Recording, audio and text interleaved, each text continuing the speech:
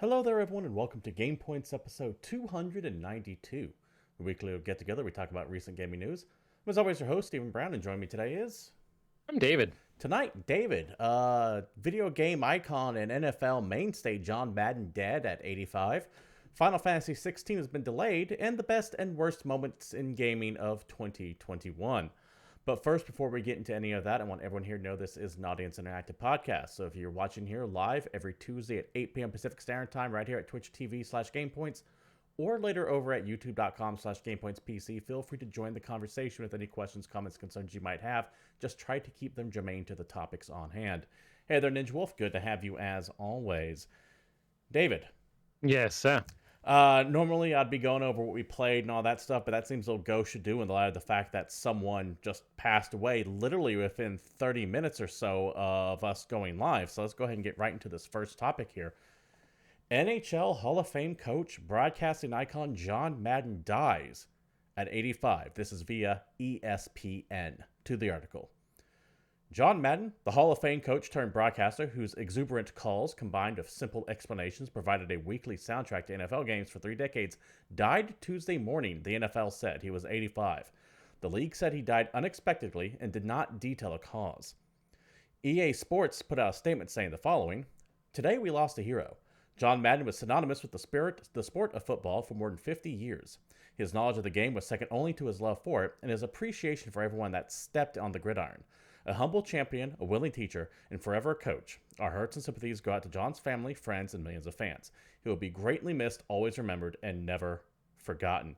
Something to keep in mind, David, is that the main reason why we're doing this is we're not a sports show. We don't do that. But when it comes to video game icons, I think it's... You can't deny John Madden as a video game icon. You this can't. might sound...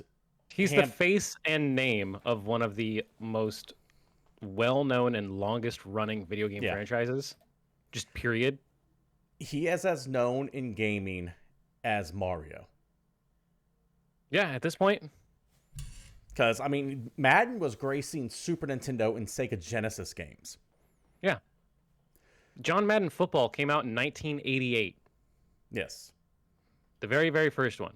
1988. You know how many video game characters that predates? A lot. A lot of them, for damn sure. Madden Football is older than Sonic. It is. I didn't even think about that. Yeah, you're right. Madden Football is older than Sonic. And this is one of those things, neither one of us talk about Madden at all, except when it's a news story tertiarily related to it. But this is very much one of those instances where we kind of have to just stop and go, hey, a gaming... I'm hesitant to use the word to say legend, but definitely an icon has passed away. Because in his later years, he probably had almost nothing to do with the games itself other than lending his likeness to it and broadcasting over it and everything like that. But it's not like he was as heavily involved in them as he was earlier in his life. But it is one of those things where it's like, damn. You just have to stop and acknowledge that he is an icon in gaming as important as Mario or Sonic or Lara Croft is. Yeah, it's a huge deal, and it's going to be interesting. I wonder if they're going to have some kind of like tribute in the next Madden game. I feel like something has to happen, right?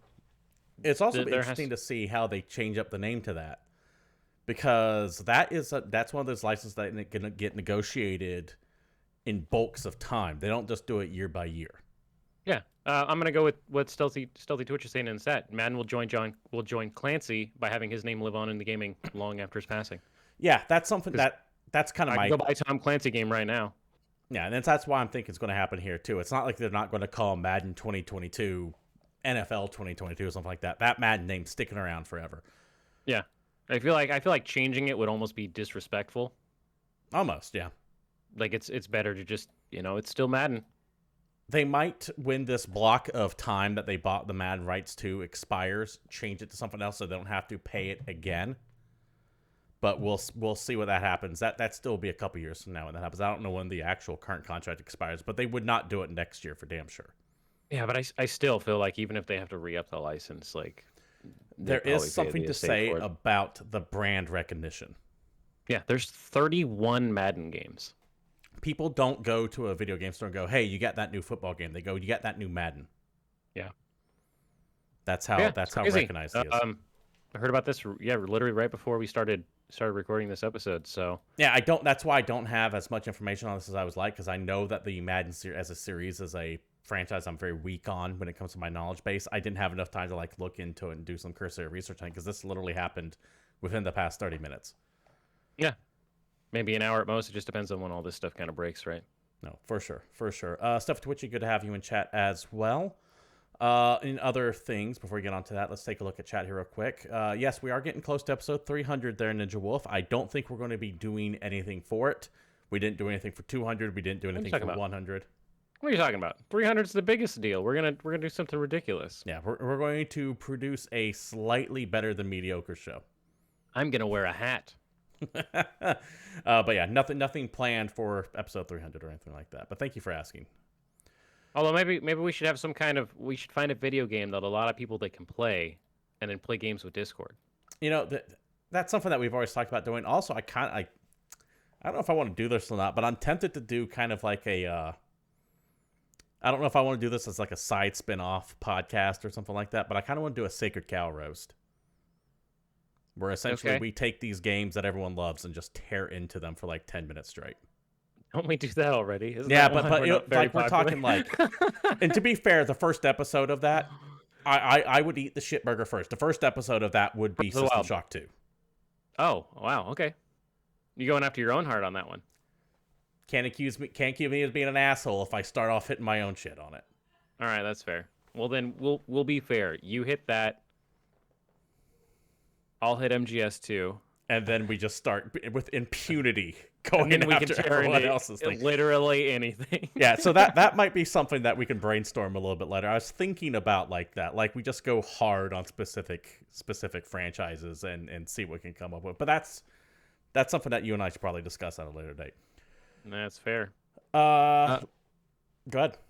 I was going to say, moving on, in I guess a lighter tone story, but still a bummer for a whole bunch of people.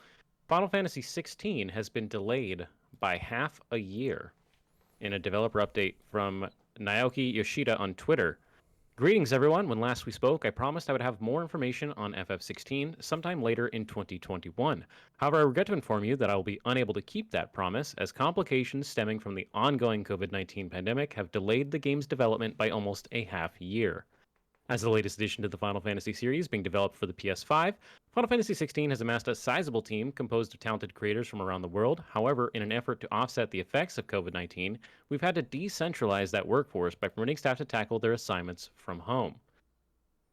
As a minor aside, I don't know how much that specifically affected the development, because I feel like that's kind of been the way games have made for the last 2 years, but that's an aside. Moving on. This has unfortunately hampered communication from the Tokyo office, which in turn has led to delays in, or in extreme cases, cancellations of, asset deliveries from our outsourced partners. That said, we've spent much of 2021 addressing this issue and hope to see its impact to a minimum by the new year, allowing us to better focus on the tasks at hand, increasing graphic resource quality, refining combat mechanics, fleshing out individual battles, putting the finishing touches on cutscenes, and conducting overall graphical optimization. Our primary goal now is to be as hands-on with the game as possible in order to see it fully polished. So that leaves us with the question, when can we expect the next round of information? Well, I'm happy to announce the current plan is to conduct our big reveal in spring of 2022 as we seek to build excitement leading up to the game's eventual release. I deeply apologize to all those who have been looking forward to learning more about Final Fantasy XVI, and thank you for your continued patience while we focus our combined efforts on development. I'm really liking, I know I've said this a couple times in the past, I'm really liking that more and more developers are just being open with shit, going, hey, yeah, it's delayed. We wanted to read this whole thing and not just sum it up, because I feel like the Final Fantasy team in particular have kind of earned so much love just from the treatment of 14 alone. And keep in mind, this is the producer of 14. Yes. Not every Final Fantasy isn't made by the same person, but this particular they had a game that came out and it was broken and it was busted, and they're like, screw it, we're deleting that whole game, we're starting it over, we're fixing it. And they've been really just kind of tuned into their community and their fans. And this kind of, hey guys, this isn't working out. We've got a whole bunch of issues and we're pushing it back by half a year. They didn't even have a release date. Keep that in mind. Mm-hmm. We had no firm date for Final Fantasy XVI. They're just, hey, we're behind by half a year, so we're going to push this. We're not going to get into more details this year. We're going to talk about it in the spring. We'll see where we're at then. And I mean, I'm kind of okay with it. Yeah, I am fine with a developer being upfront as much as they can without overhyping things. Now, I get that's a delicate Yeah, line. You there's can't. the problem of too upfront, which is what we kind Yeah. of talked about a lot with Cyberpunk, where they talked about too many things they wanted to put in that video game before they realized if they could. And conversely, you can This, only delay a project so many times before people rightfully kind of start calling you out on it. But you get 2 to 4 really big ones. I think at 4, you're starting to push the goodwill of people. yeah, but it depends, because if you've got other projects that have earned crazy amounts of goodwill, you can kind of get away with it. I mean, that's what CD Projekt Red was relying on for a while, too. Their whole stance was it'll be finished when it's finished, and they started really losing that when they said, here's a date. And they got Yes. pushed back. And then it And wasn't they got finished. pushed back. And they got pushed back. And it started to become very clear when they would push it back, not years, but like 2 months. And then that would get pushed back a month. And that would get pushed back 6 months. You start looking at it going, okay, whatever you They have have to no idea when fix they're done. is going to take more than a month and a half to fucking fix. So what's going on here? Yeah. That's not what this is, though. This is one of those things that's good. They're very upfront about it. They're very apologetic about it. They're not hyping up anything other than saying, hey, spring's when our planned next reveal of what's coming up. They're not doing the whole please be excited for it kind of thing. Or they're just saying, hey, Well, this they're is also what not it is. saying, hey, we're adding the ability to tame Bahamut, and now you can play as Bahamut, and then I don't know. They're not just doing some There's no crazy feature creep. Yeah, like spec. No, they're just, we're making a new Final Fantasy game, and it's complicated, and it's gonna be a while. Yeah. So good on Naoki Yoshida for coming out and giving this statement, at least keeping people abreast of the situation, what's going on. Regardless if you think, I know we've touched on it in the past and we kind of hinted at it a little bit when reading that. I think both you and I are kind of starting to see a pattern on some companies where they might be using COVID kind of as a crutch, despite that being the norm for the past 2 years. That's why I took a moment to address that, because while I fully admit that there is a good chance that that is affecting the development, I doubt that that's the only thing affecting the development. Exactly. That's The way something this that is is worded something kind to of lays point the out. blame entirely on the pandemic, which I understand. It's a big fucking deal, and it is definitely causing issues. But come on. Yeah, we've talked about it before too, where it's like, yes, that's delayed things, but since we're delaying things, why don't we go tool up some of this other stuff too that wasn't affected by that? Just to be clear to those watching at home. So yeah, this game delayed up to 6 months with a no release date to begin with. I was doubting this was going to be any earlier than late 2022 to begin with, so now I'm expecting late 2023. Yeah, we'll see. But fortunately, we should have a bunch of stuff coming out soon on the next gen stuff that will keep us occupied between now and then, because the floodgates are about to bust open come March with everything. Yep. David, let's move on to the next story here. This one gets a little bit into the legalese, as is the next one after that, but I think they're both things that we should be mentioning. First up here, Riot Games will pay $100 million to settle a 2018 gender discrimination lawsuit. This is a statement from the Department of Fair Employment and Housing in California. California's Civil Rights Agency, the DFEH, has filed a joint motion today for entry of a landmark consent decree to resolve allegations that Riot Games, Inc. engaged in systemic sex discrimination and harassment. Under the proposed consent decree, Riot will pay over $100 million to remedy violations against approximately 1,065 women employees and 1,300 women contract workers.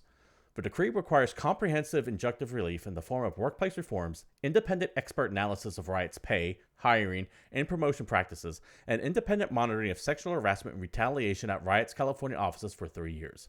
The decree will also resolve the claims at the California Division of Labor Standards Enforcement in the first case jointly prosecuted by the DFEH and the DLSE. To make it real simple, Riot's got to pay $100 million in various fees, fines, improvements to their condition, as well as just straight payouts to the people who are filing the lawsuit. Yes. The bummer thing is, if you break that up, that's like $400 a person that was sexually harassed. Give or take, and that's assuming all $100 million of it's going to. And let me actually do a quick calculator here. One thing to mention that this specific part of the article didn't go into is that besides just this part of the settlement of them paying this money, they are also going to be audited independently by an outside organization for the next 3 years on the processes and systems they have in place to prevent this kind of behavior in the future. And that is going to cost $6 million a year for another $18 million on top. Yep. But the actual settlement number wasn't really impressive to me, but the setting up an independent system to actually check on them and make sure this shit doesn't happen again, I'm kind of into. I'd be more like into that. it if I don't trust government systems, so I don't think that's actually going to find anything. But that's while neither here nor there. while that is fair, it is better than say what some other companies do, where they say, "Oh yeah, we'll look into it. We'll investigate ourselves. We've investigated ourselves and found that we've done nothing wrong." Yeah, CEO investigates himself, finds he's done nothing wrong. That's like the Babylon Bee headline that you see everywhere, and of course that's not true. By the way, if you divide 100 million by 2,365, which is the total number of women employees on here, that means they each get a total of $72. Wait, $72? Damn, I thought it was like $400. My math is bad. This is quick math. I could be fucking this up. So All right. don't hold me to that.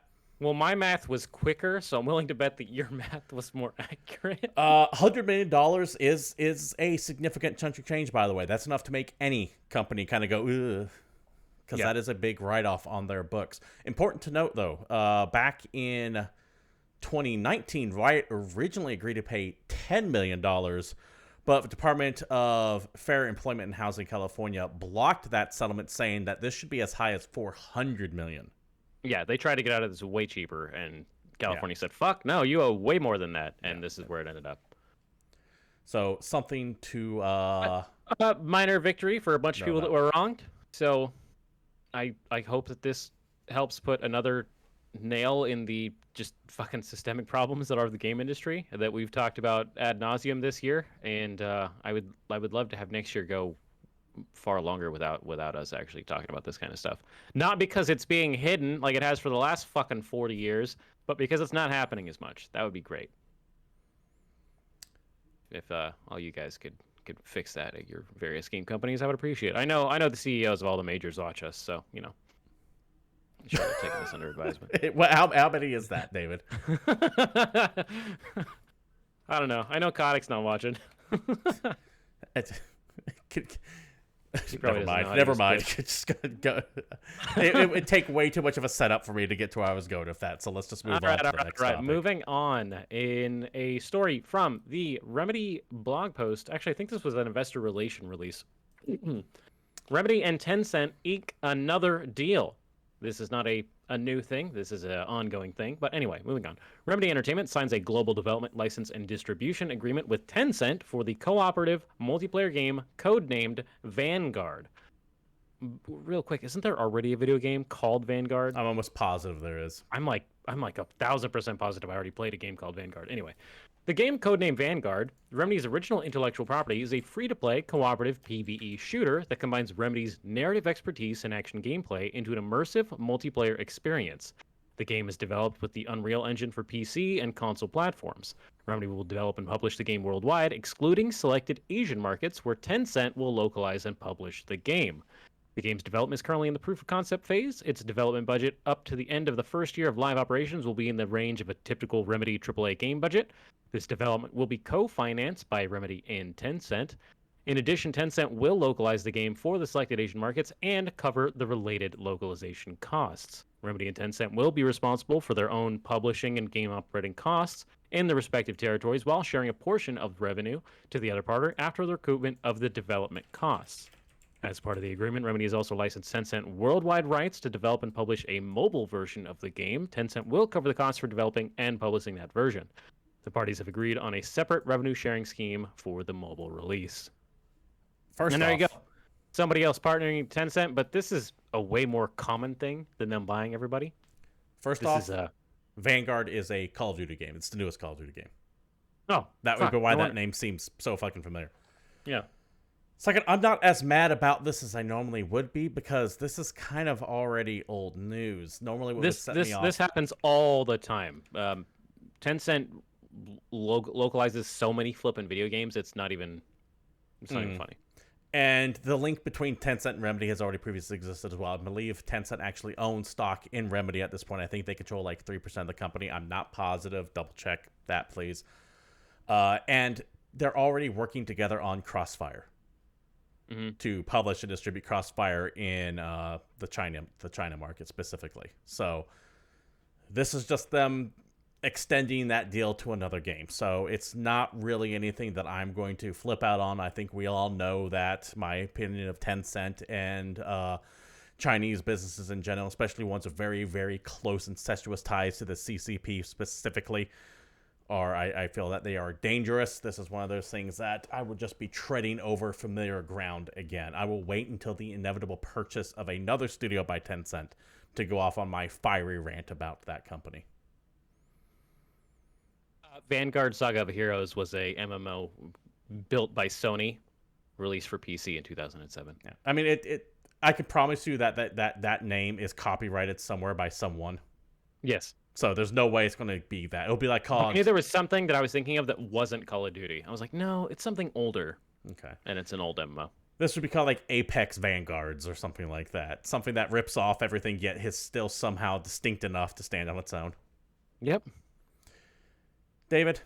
Yes, sir. That kind of does it for the news this week. Now, I know we're ending our news section relatively early, but we both knew that this was going to be a dead week. It's the end of December, people. What do you want from us? It is the end of December and the end of 2021, which brings us to that annual thing every 2-bit podcast does. We are worth exactly that. And worst moments of gaming in 2021. Now, we have a minimum of 5. I think I have 7 of each of our favorite and least favorite video game. I got some honorable mentions that I can throw together.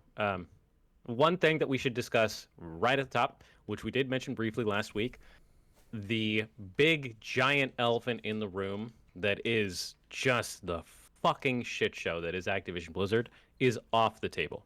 Yes, it is. We are not going to, because that would obviously be both of our just fucking worst moment in gaming in 2020. Yeah, with a bullet, and we have talked about it ad nauseum almost for ever since this shit started. We haven't gone more than 2 weeks back to back without mentioning something on it. Yes, so that is just the mild. There has been, and not just Activision Blizzard, there's been so much. I mean, we just talked about the fucking Riot story. There's been so much shitty, like, harassment and problems in the gaming industry and all these systemic issues that we've been hearing about. That stuff we're just kind of not talking about, but we are admitting that obviously it is the worst fucking thing that's happened in gaming this year. Yeah, obviously, and it's so far ahead that we actually have to take it off both of our lists because it just unbalances the rest of it. Because I like to keep these we're trying somewhat usually lighthearted. to be a bit more like lighthearted, and like we're talking about, you know, this video game pissed me off, or this moment was cool, or this specific mechanic is dumb. You know, talking about how much we dislike weapon breaking mechanics, and then having to talk about fucking systemic harassment issues. It's a really big conversation. And before we move on to the worst, we'll mention it very briefly one more time. But before we bury 2021, we have come to praise 2021. Yes. Let me start off right here. I figured that we'll just kind of go back and forth and throw out some. I didn't know if you wanted to go positive, negative, or if you wanted to get through the happies. No, let's get through all the positives so that way I can bring everyone down before they end up leaving us for the rest of the year. Because if there's anything I am known for is just really dragging the conversation down. This fucking guy. All right. So, the good things from 2021. These are not necessarily the best games or the best announcements. This is just best moments for us personally.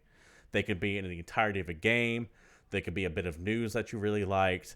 They can be a specific scene in a video game. The game itself might not be great, but there was like one moment that really caught your attention. My prime example of that is the airport hallway fight in Max Payne 3 when you hear the music playing and it's all slow motion and everything like that. Stuff like that. Painted Black from Mafia. Yeah, or Paint It Black from Mafia, which every time you hear that song in any video game, you know shit's about to go down. And feel free to join in this conversation if you're watching us live here, or comment down below in the comments, well, down below. Where the comments live. Yeah, where the comments live. My first thing up, while I loved Hitman 3 as a whole, I think specifically the level of Dartmoor Manor was one of the most exemplary things I have played in a very long time, that level in general. Now, have you played Hitman 3 there, David? No, but I've actually watched quite a lot of it. Okay. Do you know Dartmoor Manor? I don't know the name of it, but if you describe it, I'm sure I can pick it out. This is you are sent to assassinate someone in like this old English countryside. Is that like the third or fourth level? Yeah, it's around there, and it's Okay. this manor, and you show up, but you show up at the time where the patriarch of this family has like passed away, and everyone's kind of. Yes. It's The cop shows up to find out what happened to this guy. Now, what you're supposed to do is find the old woman, kill her, and leave. But what you can do is you can knock out the detective, take the role of a detective, and then suddenly this game becomes a murder mystery where everyone thinks you're the detective and you're trying to figure out who to kill this guy. Suddenly it's got Knives Out vibes. Yes, that's a very strong Knives Out vibes. This in itself should be turned into a video game series because they took Hitman and turned it into like LA Noire. Yeah. And it was the fact that it's completely optional, 100% skippable. You can go in, kill your target, get out, and miss all of that is amazing to me. It's great game design. It just is. I have played that level over and over and over again, and I always find a new bit of information when I look through it, to the point where I don't even go into that level to play Hitman 3. I go into that level to play LA Noire. Just to see what else you could find. God damn, that specific level was more of that, please. Please, game developers out there, when you're looking for level design, more of that. And that's my number one. Cool. So, full disclosure, I didn't actually put my list in any specific order, so I don't have a number 1 or a number 5. I should say that as well. Mine aren't in order. When I'm saying numerical, I don't mean in order of ascension or descension. I'm just using it as an order narrative. That is your first. Got it. Okay. So, just to throw that out there, I wanted to make that. So, I don't want to take this whole thing just talking about esports because, as we know, I tend to watch a lot more esports than you do. Just period. And this year, there was some pretty good shit that happened. And it's interesting because this was the second year where everything had to be online and there still wasn't a whole lot of in-person tournaments. And there was still some dope fighting and like Guilty Gear. And there was still good Rocket League. And there was still just, I don't know, all kinds of good stuff. But my standout moment is kind of a funny one. And it's a game I haven't talked about pro play on in a while. And it's the fucking ridiculous upset that was the League of Legends World Finals. Because so I know nothing about this, so this is like a blank to me. I can still set this up for you. Okay. So Danwon Gaming was like the reigning champion. They were completely undefeated in the group stage heading into finals. They did not lose at all. They were the clear heavy favorite going into the finals. Edward Gaming had never made it past the quarterfinals in the history of the organization.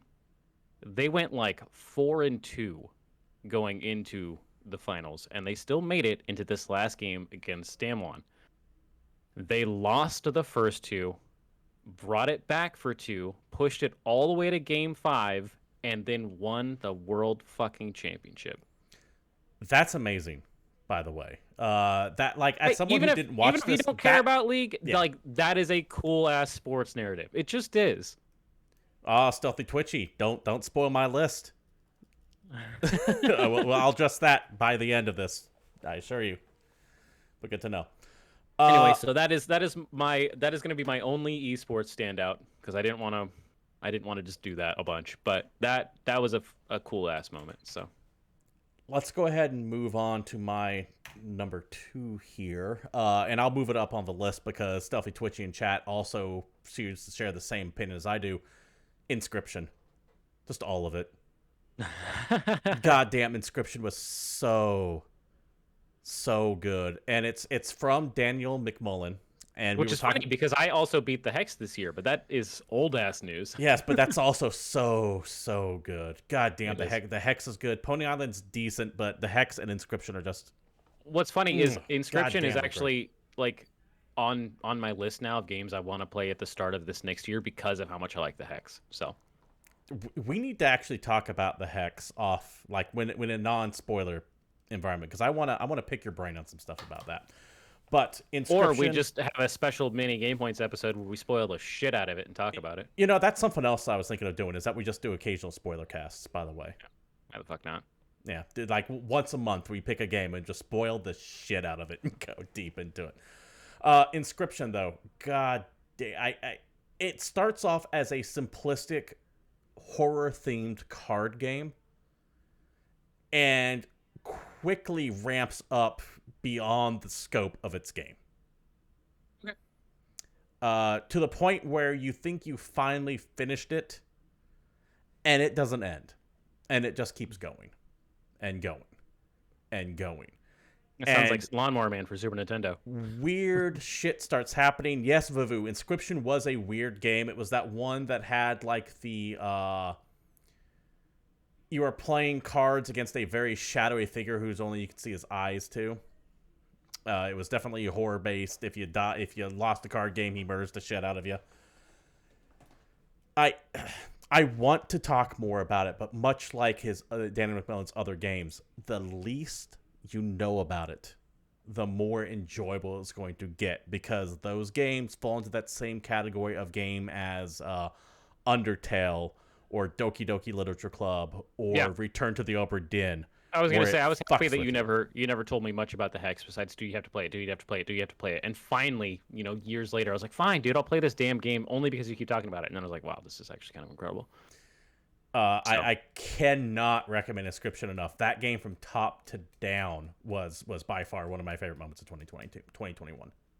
Cool. So, as much as your game is something on the surface and otherwise becomes much, much deeper, my game is exactly what it is on the surface and as deep as you can possibly get, but I still managed to get like 100 fucking hours in to Mini Metro, of all video games. Mini Metro.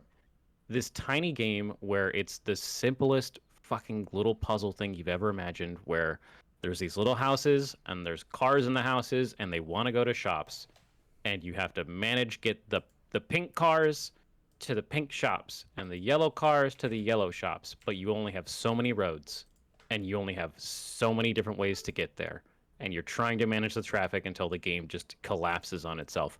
It kind of has that Tetris effect of I'm playing it so much that I'm seeing traffic moving in my head when I close your my eyes and you can see it. Yes. And I played so much of this dang game, and I thought it was just like a simple little dumb thing. I'm like, oh, I'll play this for 20 minutes. This seems neat. It's pretty cheap. That's whatever. And anytime I had spare time or I was bored or I had 20 minutes to kill, sure enough, Mini Metro was a thing that I started this year. I just played a lot of it, and I had damn fun doing it. So if you need something that's relaxing, maybe a little challenging, but you can also kind of turn your brain off at the same time, and you like puzzly, interesting shit like this, Mini Metro, man. Really, really dig it. I have to take a look. I just took a quick look at Steam. If you heard some weird background music playing there for a second, because for some reason Steam never mutes when I look at their videos. Classic. I could see how you could lose a lot of time into that. Not hundreds of hours, but I do have to take a look. I don't think I played hundreds of hours, but I feel like I did. Next up on my list, this is another whole game example. This is I only have 2 whole games in there, but once again, from top to bottom, Resident Evil Village. All right. I went into this expecting it not to be as good as I thought it was going to be, because I started hearing some grumbling about how, the tall woman everyone's horny for actually isn't it most of the game. It's only the first part of it and stuff like that, and people were kind of bashing it a little bit, and it started to temper my expectations a lot on it, to where when I went into it, I was pleasantly surprised with how just competent it was. In a year of incompetence, which I will be touching on the other half of this list, in a year of incompetence, Resident Evil Village was extremely competent in everything. Full disclosure, mild spoiler alert. One of my negatives is legitimately why is Resident Evil's giant step on me baby giant lady barely in that video game? That will be your first one when we get to that point. Hilarious. No, it's worth mentioning that that thing you said that kind of turned you off a little absolutely made it on my things I didn't like list. I have a theory to that. We'll address it more when you get to your point, just to kind of so that way to fill that part out. But yeah, Resident Evil Village, I think, is an excellent game in a year of mediocrity. All right, so I have one on here. Now, I don't know that it's the whole game. And much like when you asked me way back in like March or April or whenever the hell that was, I still don't know what I loved about the best N64 game I've played this year, Valheim. It really The is.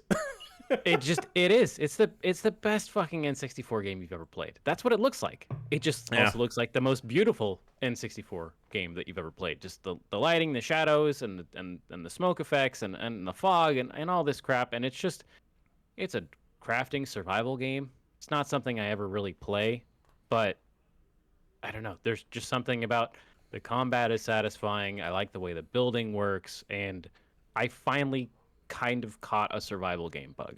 And it's been, well, how long's Minecraft been out? It's been a really flipping long time, and these games have never gotten my attention. I've never gotten the magic of, well, I'm going to punch this tree to get a resource, and then I'm going to use that resource to build an axe so that I can punch bigger trees, so that I can make a cabin, so that I can sleep through the night and not get attacked by wolves or whatever. It happened. It does look very entertaining. I have watched you play more than a few hours of it. It's one of those things where I don't have the time to devote to it. Yeah, and we've talked about it ad nauseum. I still can't tell you. I can't point to a single part of that video game and tell you this is why I like it. And that is enough for it to be on my list. It's a game that's kind of indescribable. I just have fun playing it. And that's at the end, all the video game has to be is fun for the player. Yeah, and I know people don't like it. That's fine. Mm-hmm. If you hate it, that's cool. Yeah, But more than you. I've got a stamina bar and a dodge roll. Man, if it had bonfires, I'm not going to say it. I'm not that fucking guy. Vavu, you have a good night. Thank you for dropping by. Get some rest. It is way early where you're at. My next one, it's a quick one. This just happened. I was gushing over it about a week or so ago.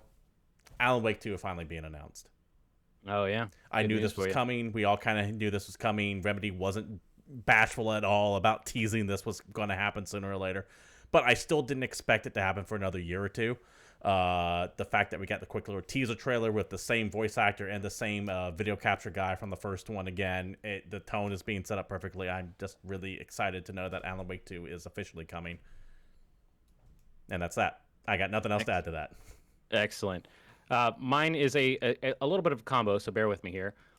The good part of Halo is free, which is great for me because I didn't have to pay for that game. But as an aside to that, I can still play all of it because the actual number 4 on my list is the fucking value of Game Pass this year. And I know I'm a shill. I feel like I should be wearing Microsoft shirts all the time, but fucking hell, dude. I got Game Pass in like March just so I could play MechWarrior 5, and I never got rid of it.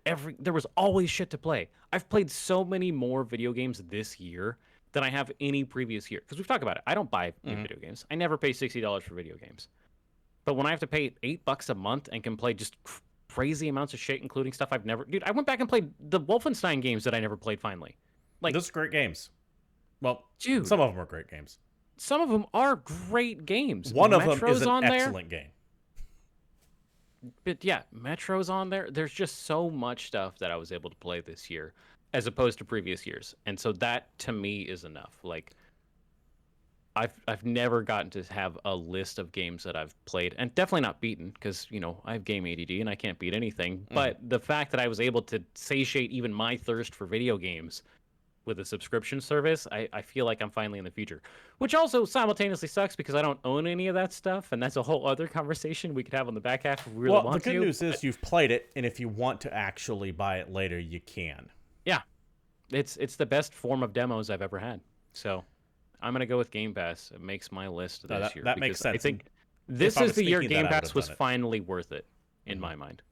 I just recently picked up Game Pass myself. If I was thinking about it, given the access to shit that I never played before, I probably also would have put on my list if I was thinking about the time. My next one, it's a game that I actually don't play all that much. I do have access to it. I do play it occasionally, but I'm not as obsessed with it. But the story around this game's success really puts a smile on my face. And that is the massive success Final Fantasy XIV has had over the past few months. Oh, yeah. A game that was... And we've touched on this before. This game was dead on arrival. It was so bad they publicly apologized for it and had to reboot it, and now it's potentially going to be overtake World of Warcraft as the go-to MMO. When people say an MMO, people aren't. I think in time, people are going to stop thinking World of Warcraft and start thinking Final Fantasy XIV. It's been so successful that they actually had to stop selling copies of the game. It's been so successful that they are limiting the new people logging on to it, so that way the storied players, the people who have been with the game for years, can get on there as like priority queues. It's a great success story, and I am always keen to point out success stories like that. So congratulations, Final 14. You have had a banner few months in a banner year. Yeah, definitely. That's a great one. Okay, so I have yet another video game that I liked, because I liked a lot of video games. Like I said, I played a lot of video games this year, and I don't normally do that. And this one I know is maybe on the fence for some people. Not everybody loved it as much as I did, but perspective. This is a video game that released this year that, one, harkens back to one of my favorite video games of all time and was made by two fucking humans. Two people made Death's Door. The game you liked Death's Door that much? I fucking loved Death's Door. I'm not saying that you can't. I'm just kind of surprised about that. I prefaced it with, I know people didn't like it or people didn't love it, but for me it was that perfect mix of, it felt like a Zelda game to me, the aesthetic, the music, just the fact that it was put together by two people. For me, I always get those like glasses over of, okay, maybe this part isn't perfect or this part isn't great, but could I fucking do this? Do I know one other person that I could get with and do this? Because that's fucking impressive. Yeah, I enjoyed Death's Door, by the way, for the record. I liked it, but I didn't know you loved it that much. Dude, I 100% of that game, which obviously, which didn't take me very long. It was only like 15 hours or so to get everything. But I just really enjoyed it. The music was great. The fact that you're the hero, but you're not the hero of time. You're not the legendary warrior. You're literally like a pencil pusher that works for the Grim Reaper. You're just this little raven. And it's a very creative world for certain. Yeah, it's stylish. It gets all the classics. You get a grappling hook. Man, I like it. In the same vein of extremely, extremely small development teams, my next game features a game developed by one person. Not just developed, but did the art for, did the music for, did the level design for, wrote the script, did everything on his own. And I'm not necessarily going to be talking about Axiom Verge 2 specifically. My favorite part of Axiom Verge 2 was the fact that it just surprise launched on a Nintendo Indie Direct of all things. Yep. I remember watching this goddamn thing, because if a Nintendo Indie Directs never really capture my attention. But I watch them anyways to do my due diligence for you, the people at home watching this. And I'm watching this, and they show a trailer for Axiom Verge 2. I'm like, all right, cool. This is probably going to give us a release date, because this was after it was announced as being delayed to later that year, after being delayed previously before then a couple times already. And then the trailer ends just saying available right now. Yeah, that's and cool. I remember going, wait, what? Thinking, did I miss a release date announcement? And this is just a surprise to me? No. They just decided to drop this that day, right then and there. And I fucking downloaded it and played it like from start to finish that day. Goddamn, Axiom Verge 2 was cool, but specifically its stealth announcement. One of the few Nintendo Directs that I really stood up for and was like, goddamn, yes, awesome. Excellent. Do you have any more good or best moments? I've got one moment. And perfect. I'm not...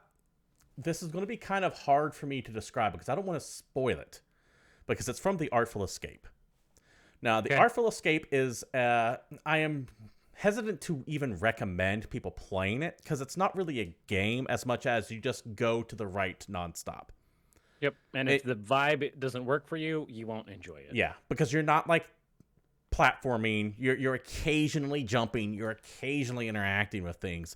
But don't go in here thinking you're going to get a bunch of puzzles or anything like that. You're playing the Artful Escape because of the psychedelic influence and backgrounds and interesting music that's going on as you're playing through it. You're there for the story and the visual experience, which I didn't think was actually all that great. It was fine. It was passable, but I enjoyed my time with it, but it wasn't great. But we're not talking about the Artful Escape as a game that was one of my favorite moments.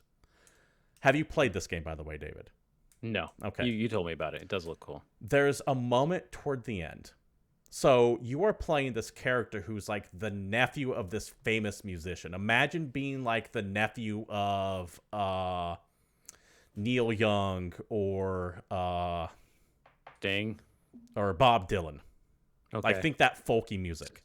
Okay. So everyone's expecting you to make like, and you're a musician as well, and everyone's expecting you to make like folk music. Gotcha. Okay. But in reality, you don't want to make folk music. You want to make shit like early Pink Floyd or Yes. They think like the late 70s, early 80s prog rock. Okay. So you're trying to, the entire game focuses on dealing with the fact that everyone is expecting you to live up to this legacy that is not you. And at the very end of the game, as you're going to your show, you're walking through all these forests of your hometown, and you see in the background this like very quick image of your uncle, who is long dead at this point. But the pose he's in and the way the lighting of the game shines down on him, it's just in the background. The game doesn't even like pause and let you look at it. You could like run right past it if you're not paying attention. But I remember on stream, I was playing this thing and I saw that and I just dead ass stopped my character. Mm-hmm. And I went, holy shit, that is one of the most like powerful images I've seen in a video game in a long time. I can't go into exact detail as to why that hit me so hard without spoiling other parts of the game. It is free on Game Pass right now. But just the music that's playing, the tone of the game at that point, the art that's going on back there. It's not even great. It's just a forest. But everything about that moment made me stop and go, holy shit, that is an amazing capstone to what I just played. And then you go on and rock out with the concert at the end and everything like that. But just something about, it was one of those moments that like slapped me across the face. I went, damn, that's cool. And it was just for a couple seconds in a game that otherwise was all right. Cool. So I have what's technically the last best on my list is simultaneously my first worst, which is why I wanted you to go so I could kind of roll us over that way. Okay. And so I'll start with the good part. One of the coolest fucking things I think in kind of the history of video games happened this year. And it was fucking deserved. Hades won the first ever Hugo Award for best video game. I didn't know the Hugos had best video game. That's amazing. They don't. Hades won the first ever Hugo Award for best video game. Hugo Awards, if you have no idea, are a pretty big deal in like the science fiction fantasy community. They're like a staple award. They've been in the literary genre for a long damn time, and the fact that Hades got on that list is the coolest shit to me. That's great. That being said, I loved Hades. We've talked about that plenty. My first worst is, why is it that Hades, my game of the year from last year, is still, to this day, the best next-gen video game released this year?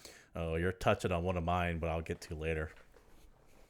This year has been just abysmal for next-gen video games. And yeah, Returnal's cool. That's fine. Hades shits on that game.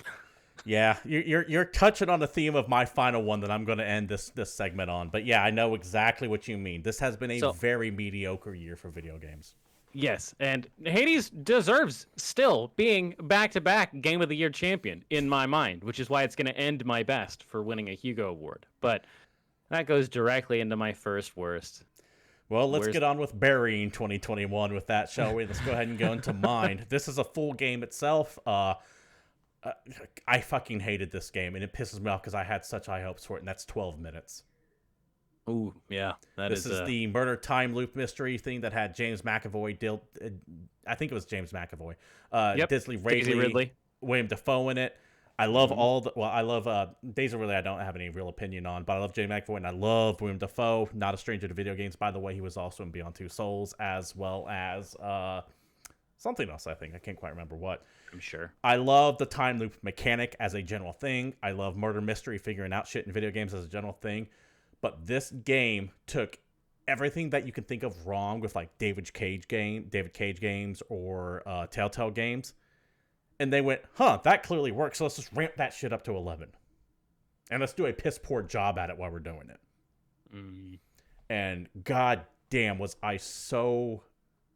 Even well-acted famous people can't save bad design. Yeah, and that game was just terribly designed. I don't want to go off on a nonstop bashing about this game other than to say I fucking hated it, and I want it to be so much better than it actually is. Because on paper, that game is amazing. But in reality, it is dog shit. It's just that bad. All right. We mentioned it at the top of the show, or not at the top of the show, but at the top of our list, so I gotta mention it again. Why the hell was Resident Evil's giant, spooky, step-on-me baby lady barely in the game? So... the entire internet collectively thirsted after Lady Dimitrescu, or whatever, how the hell do you say her name? I don't remember, because she's barely in the video game. From what I understand, David, the entire internet fell in love with this lady, and then she was used huge in the marketing. Huge. She seemed like the big bad. She seemed like she was the fucking tyrant, or the nemesis, or she was going to be there at the end of the game, or she was going to turn into a giant thing and you fight her again later. None of that happens. From what I understand, David, is that when they originally showed that trailer for Resident Evil 7, 8, or Village, whatever one that is, teasing her in it, they didn't expect her to take off as well as she did, because it was supposed to be like, hey, we're going to show this, and they're going to do like a Metal Gear Solid 2 mindfuck with it, where there's actually way more game than just that. Classic video game marketing bullshit, right? But she then took the people off loved her so hard, they kind of went, well, we can't not lean into this for the publicity. Got it. So she was featured heavily in the marketing, but to the point where we saw all of what she does in the video game in the marketing. From what I understand, every big press reveal was supposed to reveal a new member of each house. Gotcha. Kind of setting up. Here's your I think that is disappointing. That is poor marketing. I don't think. I understand. It's not poor marketing. It's just deceptive marketing. Yeah, and maybe the internet gets thirsty about all kinds of things. So what are you gonna do? But I don't know, man.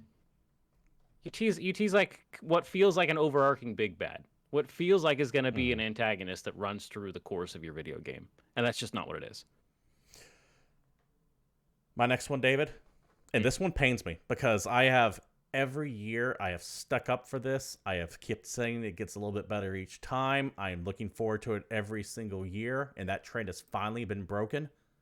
The Game Awards. Oh, wow. The Game Awards this year just felt way off the normal. It felt way more pandery than normal. It felt more sellouty than normal. Just everything about the show seemed to be a massive step backwards. And I get it. From what I understand, Keighley had some people pull out on him at the last minute as well, which was why the blockbusters were nowhere near as big as he was hyping it up. But everything about the show seemed just bad. Even people pulling out, it was still 3 hours. Yeah, it was still fucking 3 hours. But an hour and 40 minutes of that was advertisements. Yes. And I don't want to rehash our complaints about it because we just did a show on that a couple weeks ago. But goddamn, it was just so disappointing, especially considering Keighley's track record and how often I was like, I'm still supporting him, and I still think he's a positive force of the games and all the other things I've said before. But this was a major, major miss, and I think that any goodwill that Keighley had might have been burned with this one. Dang. All right, so I've got two that are similar, but I'm still going to do them one at a time. Okay. So first, we're going to talk about the... I actually think that of the two, this is my bigger disappointment. So this might technically be the very bottom of my list if we're talking about biggest gaming disappointments. Kind of shocked we haven't had a similar, like a shared one yet. One of the worst moments for me this year was a game that I've legitimately been looking forward to for 2 years. One of my favorite developers, who's made some of my favorite video games of all time, came out swinging against an established giant, and I thought, based on their previous works, they were set to not just hold their own, but to maybe not topple, but maybe take a shot at the king of the hill. And it just didn't happen. Humankind was a huge disappointment for me. Yeah, same here. I fucking love Amplitude Studios. I love Endless Space 2. I love Endless Legend. I love Dungeon of the End. I've played everything they've put out, and I've loved all of it, top to bottom. But Humankind, it just never had the magic. I played that game. I thought it was interesting. I'm like, okay, this is kind of a cool twist. Okay, here's some cool things. Okay, we still got the legend combat system in it. I like where this is going. This seems like it has some things that might make it push it a little bit different. And then my save got corrupted. Ooh. Oh, fuck. Shit. Okay. Well, it's on turn like 120. That's a decent sized run, but it's fine. We'll shake it off. We'll try it again. And then the second game kind of felt like the first one did, even though I was picking all new factions and trying to build my team in a whole different way, and it just kind of I don't know. And I know we have this issue with Civilization, right? When a new Civilization comes out, it's not the fucking best game ever. It's when it has 3 expansions in that it finally becomes better than the Civilization before it. That's always the way those games have worked. But Humankind, I feel, kind of needed to hit that magic spot right out the door in order for me to get that expansion that's going to push it even beyond where I wanted it to be. And I don't know, man. I was sad that even after playing through it, I played 3 games of Humankind, and then I just never touched it again. I'm actually in agreement with you on this one. Humankind wasn't a bad game, but it was by no means nearly as good as that studio has offered in the past. Exactly. I expected just the best of the best, and maybe that's my fault. Maybe my expectations were way too high.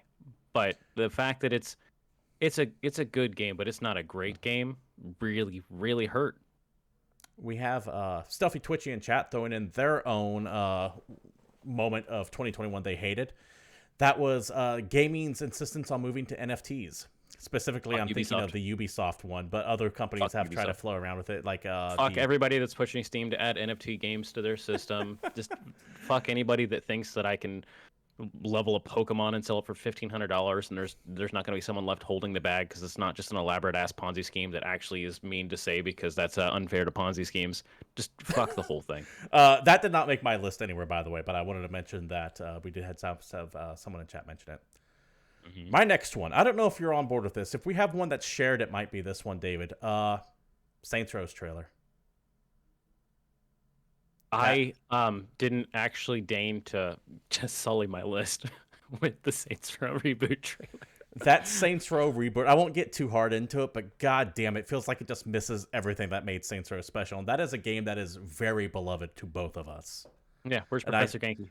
I saw that trailer and just went, so you're making a open world Grand Theft Auto clone like the other thousands one other, but you're giving it a Fortnite skin. Okay. You're making Saints Row 1 again, except for now it looks more like Fortnite, and way to turn me off even harder to it. Yeah, I don't know. It's just it doesn't have the much like Humankind, it doesn't have the magic. No, it doesn't. It's definitely missing something, and that really needs that something to set it apart. But actually, something that I didn't put on my list, but was kind of one of my worst moments, is I actually went back and played Agents of Mayhem this year. Because I was like, it can't be as bad as everyone says it is. It fucking is. It's bad. It's a bad video game. All right, what's your next there, David? I've got 4 more I want to touch on. Okay, well, I've got 3, so we'll talk about this, and I feel like your last one is one that we can both get into. Oh, yeah, I assure you, I'm going to go on a tear. Okay, so I don't think I'm going to be stepping on your toes, and I will single out a specific video game to kind of hammer my point home. But the yearly releases this year were fucking trash. They were. From Assassin's Creed to Call of Duty to the one that I'm specifically talking about, Battlefield. Once again, you're kind of hinting over my general theme of what I'm going to end this with, but go on. Okay.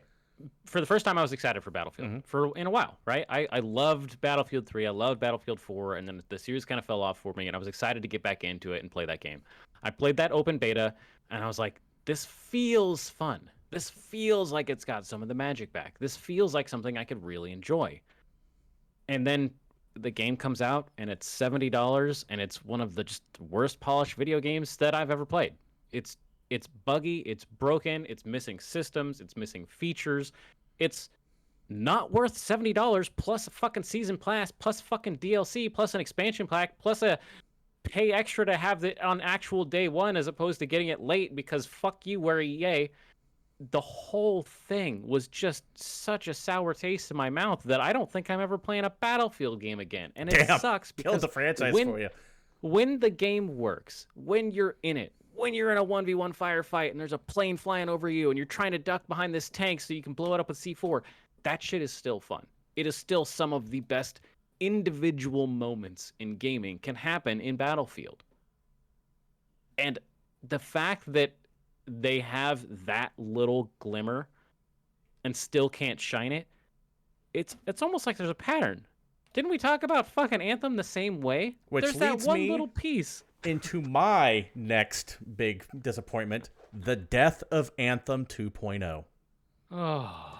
Because goddamn, for all the reasons you said, I wanted Anthem to be great. It wasn't. It sucked, and they put it behind the scenes. They said they were going to work on it. I was like, okay, good. Refine that shit. Give us a Final Fantasy XIV. I'm at us in a year with your No Man's Sky, with your Final Fantasy XIV, with your turnaround comeback kids story. And instead, they just said, nope, we're done. Because that moment-to-moment gameplay. Yep.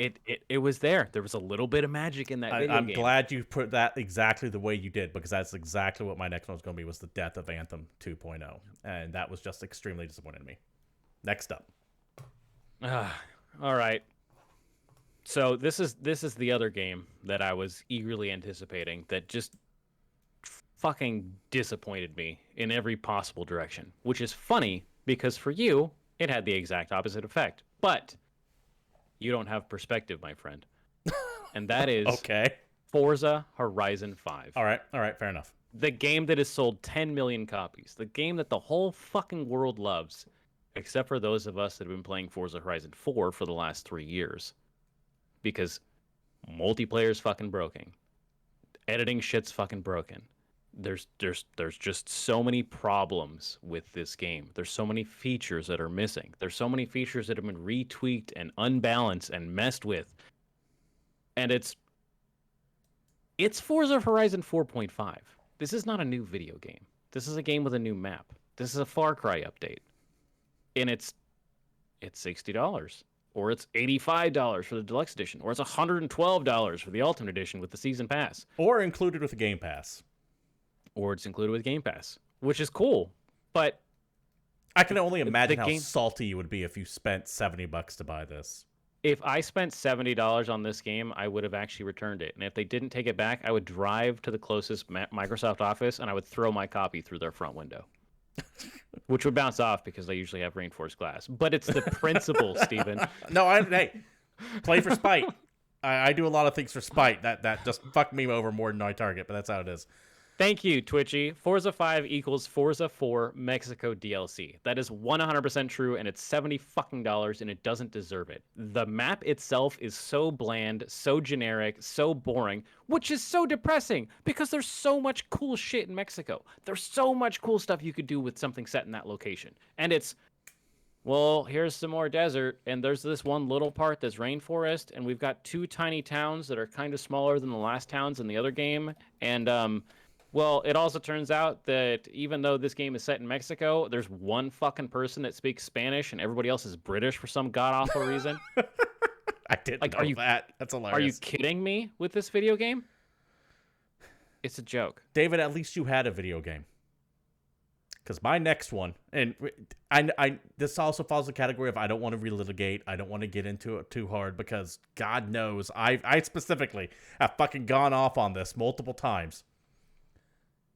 Everything, and I do mean everything, regardless if you're on one side or the other of this fucking thing, everything to do with Abandoned.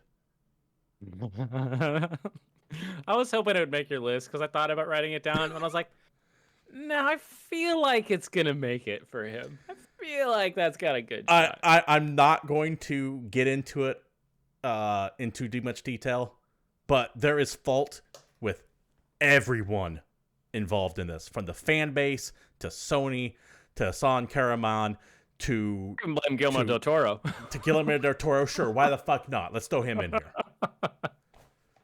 Abandoned and everything has to do with it. And they even fucking did like a recent update on their thing like a couple days ago. I'm not even looking at it. I am so over this goddamn thing. Fuck off with that. Take your conspiracy theories, take your apologies, take everything about it, and just go away until you actually have a game to give me. Go away. All sides. Done with this. I got 2 more left. All right.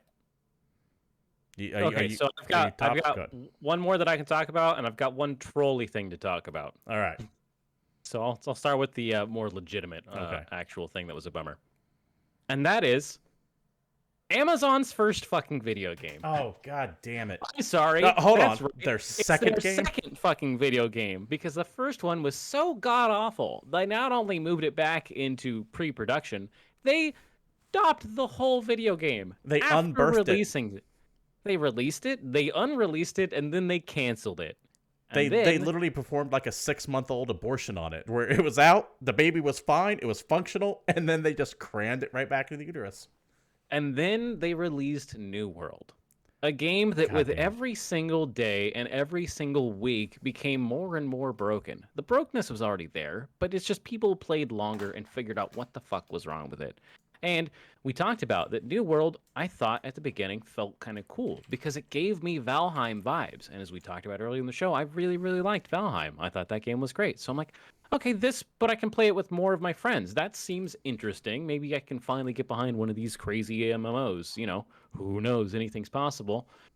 And then Amazon figured out a way to make me buy a house and charge me tax for it.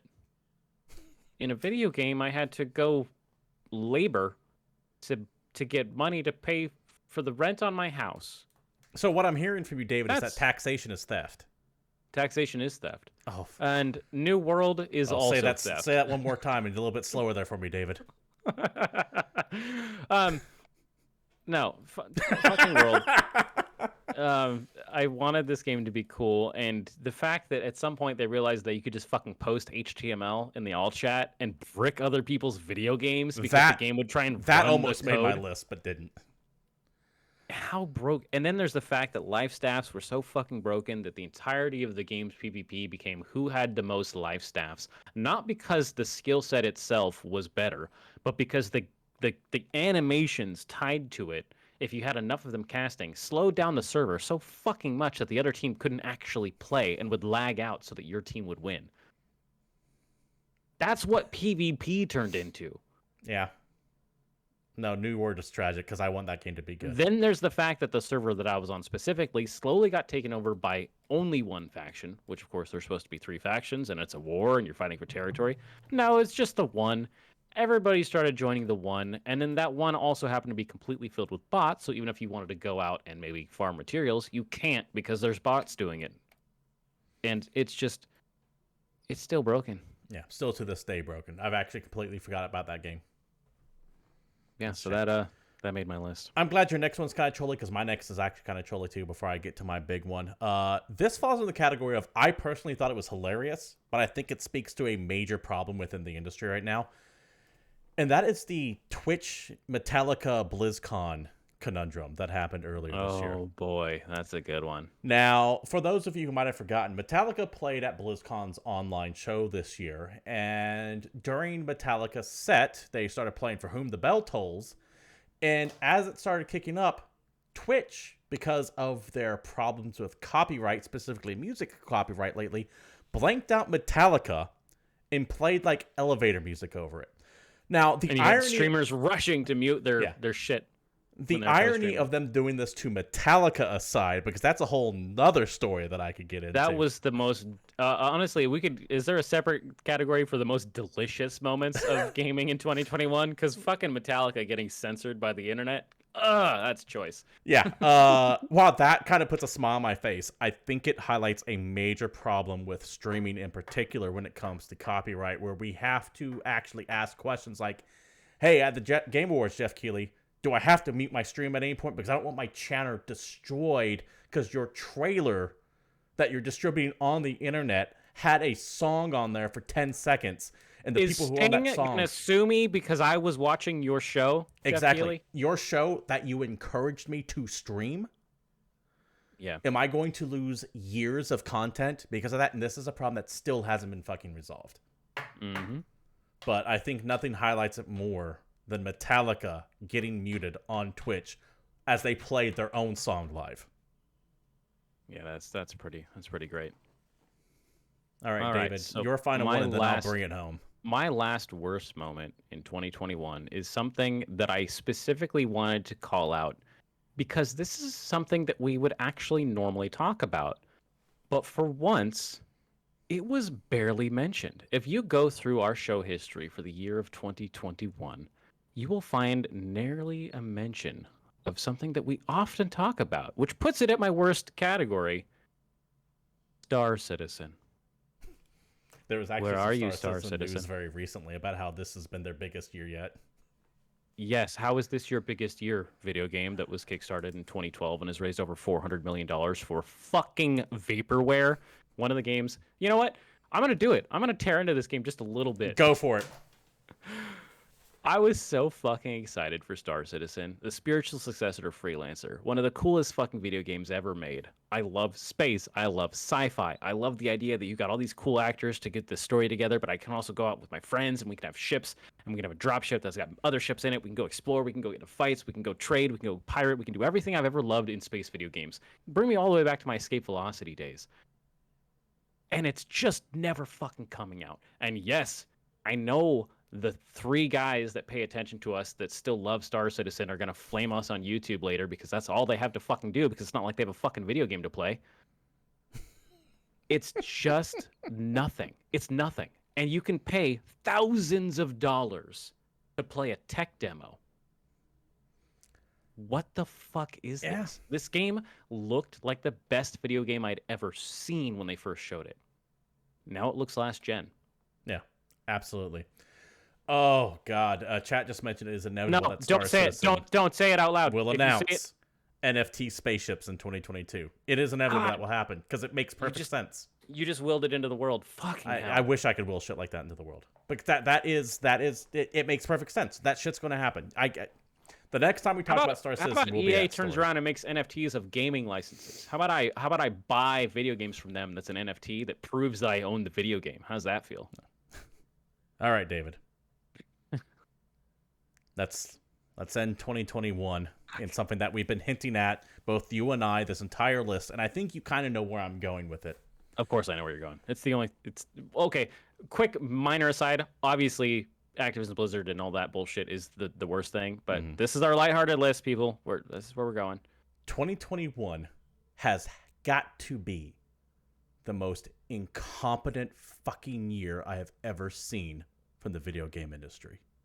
Yeah. From CD Projekt Red getting Cyberpunk pulled, the massive talent drain at Ubisoft because they can't fucking keep their shit together, Battlefield 2042 launching in the state it did, Halo launching in the state it did, and yes, Halo Infinite might be the best game this year, but it's still fucked up on multiple levels, including multiple reused assets through the campaign itself, and the campaign is just generally boring. Rockstar and GTA's fucking... Rockstar's mishandling of the GTA Remastered trilogy, looking like the joke that it is. New World and Amazon Studios fucking that game into the ground. All of fucking Activision. I have never... The whole thing ever seen incompetence on this level in this industry ever in one year. Not a single major publisher went by untarnished from this shit. Yep. And this cannot be blamed on COVID. It can't be. This year has helped push me firmly into the category of that there's no reason to buy AAA video games ever again. No, every single one all of the big studios has will been let broken. You down.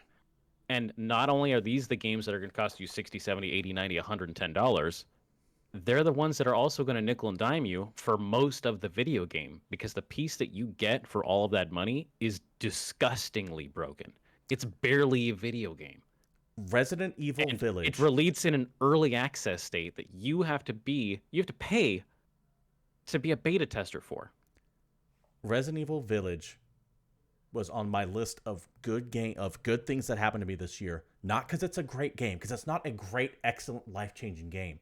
It's competent. On that list because it was competent. Yeah, and I kind of tipped my hat when I said that time. In a sea of incompetent, there's no other word I can think for it other than incompetent. And I We know mentioned making video all of my games is favorite hard. games this year were tiny. Mini Yeah. Metro, Valheim, Death's Door. None of those games were made by big studios. None of those games cost more than $20. I understand game development is hard.